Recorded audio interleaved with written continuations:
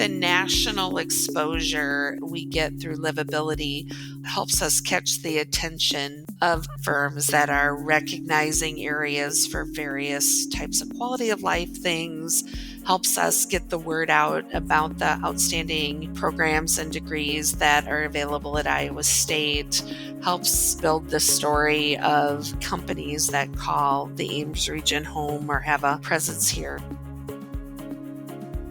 That's the voice of Brenda Dreyer, Senior Vice President of the Ames Chamber of Commerce in Ames, Iowa. They've been a client of ours at Livability for over 5 years now, so it's a special episode for me as Brenda shares about partnering with Livability on print and digital content marketing and how it's helping Ames reach their workforce goals. We'll also hear about the many ways in which Ames is punching above its weight when it comes to talent strategies. I'm Amanda Ellis, and you're listening to Inside America's Best Cities, a podcast for chamber, economic development, and talent attraction professionals. You can learn more about this podcast at livabilitymedia.com. And with that, let's jump in. Welcome, Brenda, to Inside America's Best Cities. Super excited to have you today. It's good to be here, Amanda. I'm excited to delve into some fun workforce topics, talk about some of your work with us at Livability. But to kick us off, can you tell us a little bit about what you do at the Ames Chamber and a little bit about Ames in general? So I serve as a senior vice president for our organization, and my primary responsibilities include leading our economic and community development team. And in addition to leading that fabulous team of 7, I actually get the opportunity to work very directly with some targeted communities as well. We're the Ames MSA, so really 2 counties, and Ames is really the more or less population center within that region. It's home to Iowa State University, but really our work extends across and beyond Ames to the counties of Boone and Story. And so, again, most of our efforts are really around economic development, supporting our communities. And really, in the last, 8 years, we've put a laser focus on workforce. And that's really where our paths crossed, Amanda, is because we are very focused on doing things that assist our communities and our businesses in their efforts to retain and recruit workforce. It is. It is. I know that you all have had a super low unemployment rate for quite a while, even before the pandemic. Can you share about that and the good parts of that and the challenges of that? So, that you've heard me talk enough that you know that I say it's a blessing and a curse to lead the country in terms of unemployment. So, prior to the pandemic, you could jump onto the National Bureau of Statistics and find that the Ames MSA led the list in terms of the lowest unemployment of the whole country. And so, as the pandemic hit, having so much of our commerce really tied to the university, it hit our region hard when 36,000 bodies decide that they're not coming back to the region because of the pandemic and courses are moved online. And so what we have found is we still have fairly low unemployment as you look really to the state or if you compare us to other areas. But instead of leading the list at the top, we're generally in the top 5. As I look at our industry sectors, manufacturing, healthcare have probably come back stronger post pandemic, but our hospitality and our retail and service sectors, quite frankly, we just don't have as many jobs in those sectors any longer. Not unlike larger metro areas, we're all getting really good at scanning our groceries and placing our restaurant orders on tablets. So there are just some jobs I don't think that we're going to see back. And we had a lot of service and hospitality jobs, but we still have very low unemployment. And I suppose there will be a day that I celebrate moving back to the top, just because that will say that we've really fully recovered from the pandemic that plagued us over the last few years. Yeah, and you're so right about that being a blessing and a curse. That's a really good perspective.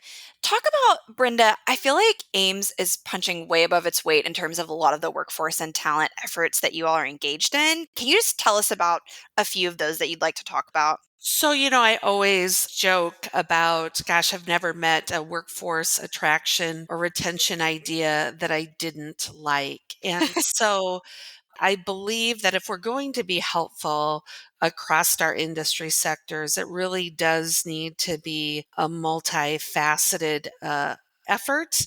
And it has to be one that carries ideas that are short term and those that are longer term in nature. So, we have the obvious things. We have a job board, we have an internship program, we go to every career fair for high school, for college, for the general public. We have a recruiting effort that looks at non traditional workforce, whether it be folks with disabilities, folks coming out of the military, folks that have been formerly incarcerated. What do we do about employing folks that retired, and how do we challenge our employers to look differently at work schedules, and how do we match work schedules with harvest and planting and all sorts of things. And I feel like we're constantly pushing the envelope with our school districts and our businesses. Matter of fact, I started my day bright and early today with an advisory board at one of our rural school districts, trying to advise them and work with our businesses about how do we engage students? How do we get over the fact that just because they aren't 18 years old, they can't work in a manufacturing business if they're not, working in partnership with education and apprenticeships and things like that. So, we have a multifaceted effort. We're constantly looking to other ideas. A good example of that was at the ACCE conference when somebody mentioned how a pop up was reviving their job board and their job website. And so we implemented that, went live yesterday, and got our first pop up and our submission into that. So we're always looking for ideas to make it better. And it's really a puzzle that we're constantly trying to find those missing pieces to complete the picture. Well, no wonder you didn't have time for lunch today. Brenda was telling us before we hit record that she couldn't remember what she had. So that makes sense because it sounds like you all are doing a whole lot. So, part of what we're here to talk about today is we at Livability have had the pleasure of working with you all at the Ames Chamber for 5+ years now, helping accomplish a lot of the goals that we've been talking about so far. So, you all are engaged with our print publications, which also, of course, give you digital reach from livability.com and our targeted reach of people thinking about relocation, talent, etc. So, could you talk a bit, Brenda, on what led your team to work with us and what has the experience been like? So, for years, like most Chamber of Commerce's, we developed a relocation guide in print.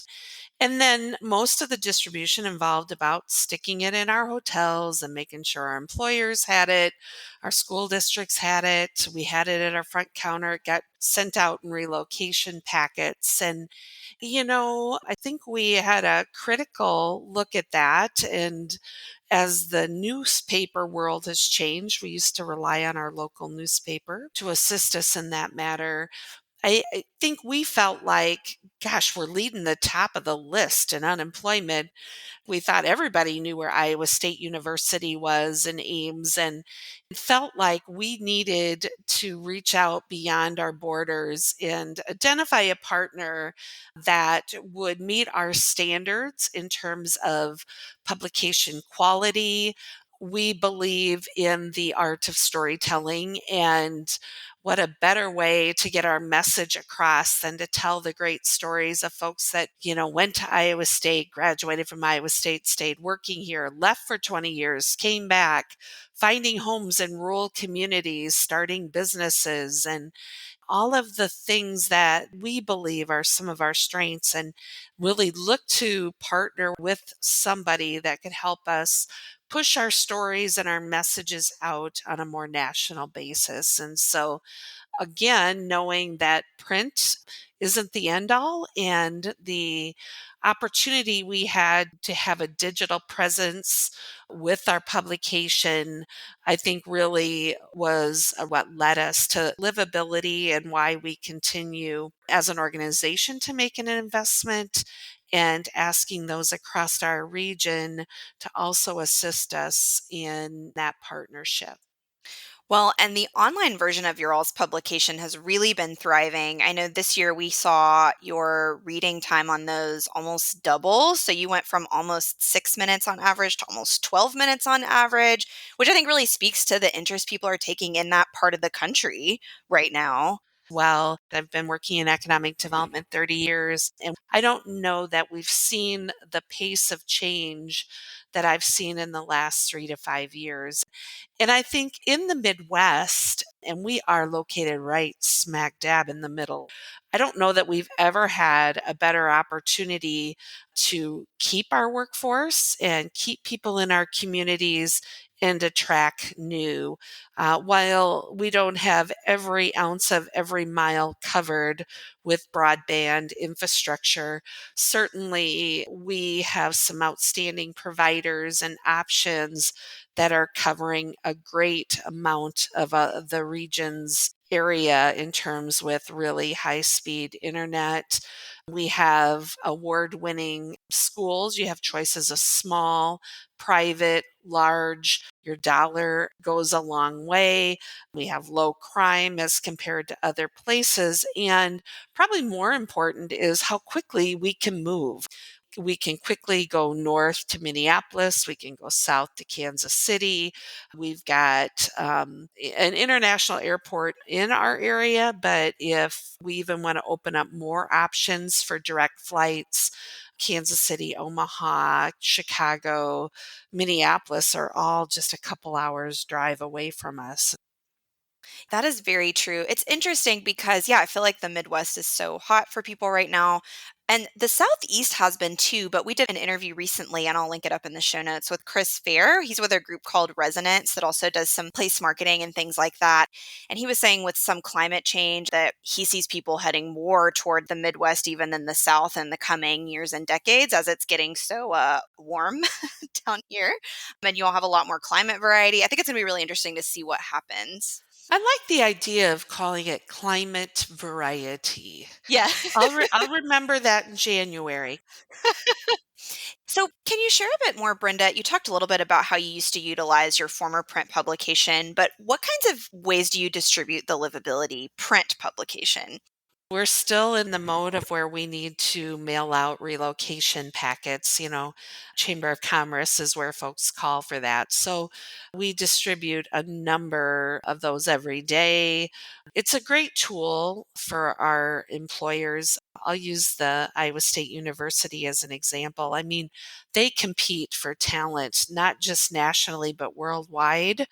And the ability that they have a publication that they can put into the hands of folks that are applying to be deans of the colleges or the recruitment for some of those high level positions at the university. We always joke we're a company town. Our company just happens to be Iowa State University. So you also look at some of the world class companies that call home to the Ames region, the ability to have a piece that they can share with executives. Again, that's where as we were looking, we wanted a piece that we could feel proud about, put our name to, as well as a tool, not only for us to recruit the general public, but really some of those key roles in our lead industries is important. So, they can be found in our hotels, they can be found in our libraries, they can be found in every one of our major employers. It's pretty key in our effort. Well, and I would be remiss if I didn't say, as we're recruiting new business and industry to the region with our economic development efforts, it's nice not to have to worry about a quality of life piece because we have one of those already that we're underwriting and goes out with all of our proposal packets as well. Yeah, I was just on a panel at the IEDC conference about quality of life components and how that's kind of a lost economic development metric in a way, but yet it's so big a part of a lot of people's decisions about moving to a new community or taking a new job, especially at this time where, people have more options career-wise with the nationwide unemployment rate being low all around. So, you're right. It's definitely something to showcase too. Mhm. What other results have you seen from our program? Not only print, but of course, there's also digital exposure at livability.com. And how's all that helped you meet some of your goals? I think it's increased visibility. We continue to receive a number of accolades, and it's a great place, and we do a lot of things to ensure that we're a great place to work and live and a great place for business. But I think the national exposure we get through Livability also helps us catch the attention of firms that are recognizing areas for various types of quality of life things, helps us get the word out about the outstanding programs and degrees that are available at Iowa State, helps build the story of the companies that call the Ames region home or have a presence here. So, again, I think it helps us get a little attention for those types of things as well. What are some of your favorite stories, Brenda, that we've done? I love the cover of this particular issue. We joke about that bridge, and we don't have pro teams in the state of Iowa. And so for us, our Regent University programs at Iowa State, the University of Iowa, and the University of Northern Iowa are oh so important to us. And so I love the brand of Iowa State University and that fabulous bridge and the investments that are being made. But I love the fact that we've been able, through the Livability publication, to talk about some of the entrepreneur success that some of our smaller communities are seeing. So it's not a publication just full of stories about Ames. It actually recording today in the community of Nevada. So sitting in some co-working space called Copper Spaces, which again was featured in Livability there in this issue or the last issue. So enjoy that. I love when we can talk about the national recognition of a Mary Greeley hospital and the great story of Mary Greeley being a municipal hospital, but never ever taking taxes because it's been ran so efficiently, and the national recognition it's received for nurse recruitment and lead. And like I said, the smallest of businesses. I love the focus on women and their success.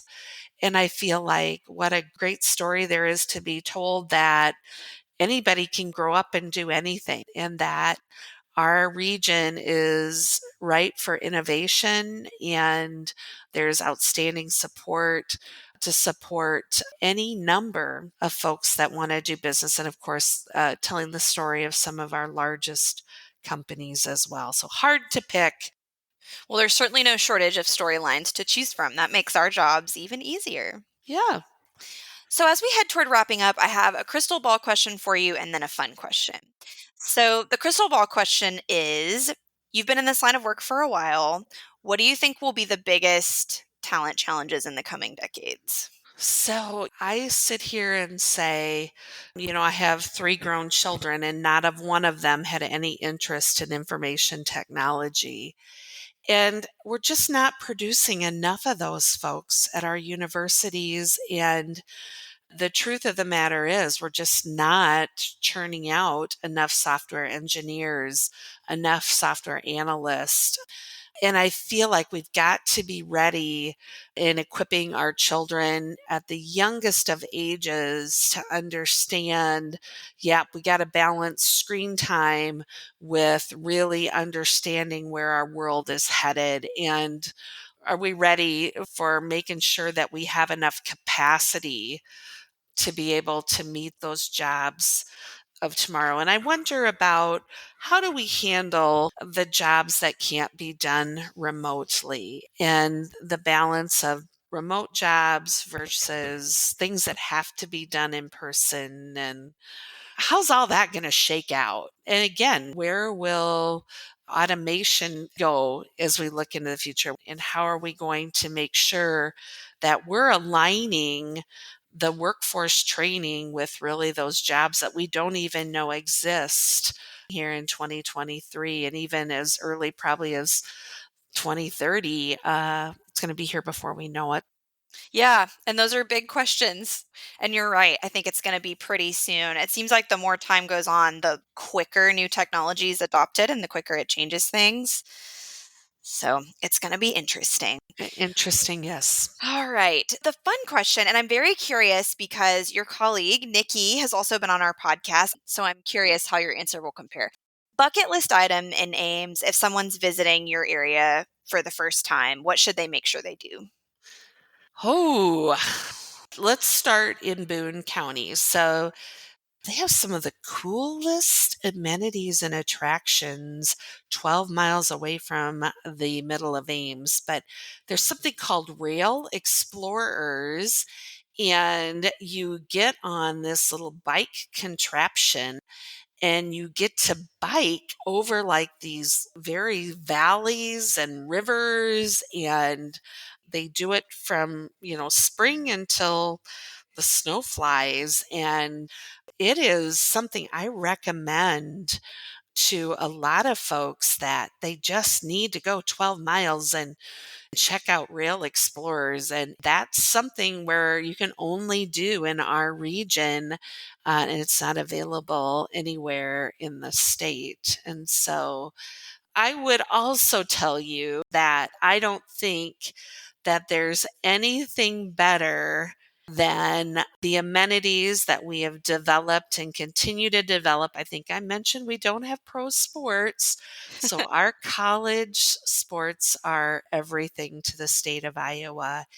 And I don't think that there's any better experience in the world than having an opportunity to be outside of Jack Trice Stadium, which is the only stadium in the entire country named after an African American.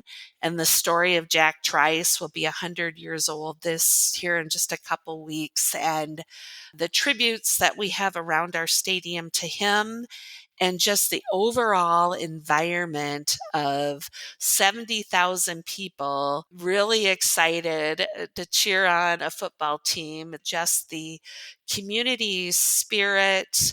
And it's just such a melting pot and a convergence of so many people from across the Midwest. And so I'd say if there was one thing I would pick and I had to move away, and one thing I'd pick to come back on a Saturday and be a part of that 70,000 people outside of Jack Trice Stadium.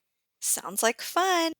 Well, thank you so much, Brenda, for hopping on to share a little bit more about Ames and all the things you all are doing and your partnership with us. It's such a pleasure to work with you all. Yes, Amanda, good visiting with you again.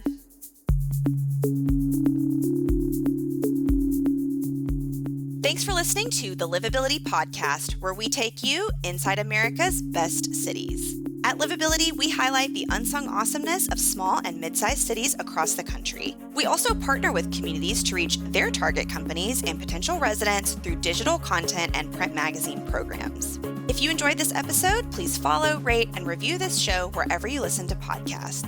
You can also learn more about us at livabilitymedia.com. Have an idea for an upcoming episode? Email me at aellis@livability.com. Until next time, from Livability, I'm Amanda Ellis, sharing the stories of America's most promising places.